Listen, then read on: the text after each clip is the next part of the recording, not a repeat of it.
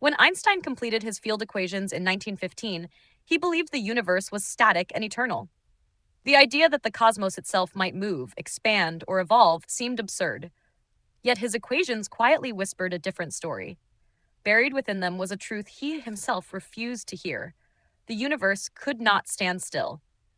Gravity, as described by general relativity, is mutual attraction between matter and the geometry of spacetime. If the cosmos were filled with matter, then space must either expand or contract. It could never remain perfectly balanced. Einstein, unwilling to accept a dynamic universe, added a new term to his equations: the cosmological constant, a mathematical anti-gravity meant to hold the universe in place. It worked, but only by artifice.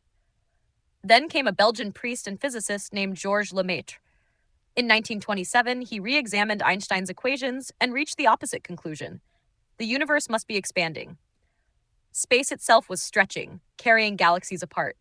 Every point in the universe was receding from every other, not because of motion through space, but because space itself was growing. 2 years later, Edwin Hubble, observing from Mount Wilson Observatory, found the proof in the heavens. By measuring the redshift of distant galaxies, he showed that the farther away they were, the faster they receded. The universe was not a static cathedral, it was a living organism, breathing outward through time.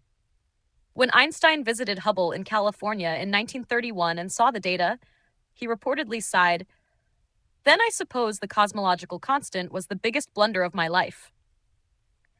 But his blunder would later reappear, reborn as the mysterious dark energy driving today's accelerating cosmos. For the first time in human history, the universe itself became a subject of science. Not a backdrop, not a fixed dome of stars, but an evolving entity with a beginning and perhaps an end. The cosmos had entered history. Einstein's equations, once thought to describe mere orbits and curvatures, had opened a door far larger than he intended. The geometry of gravity had become the geometry of creation itself.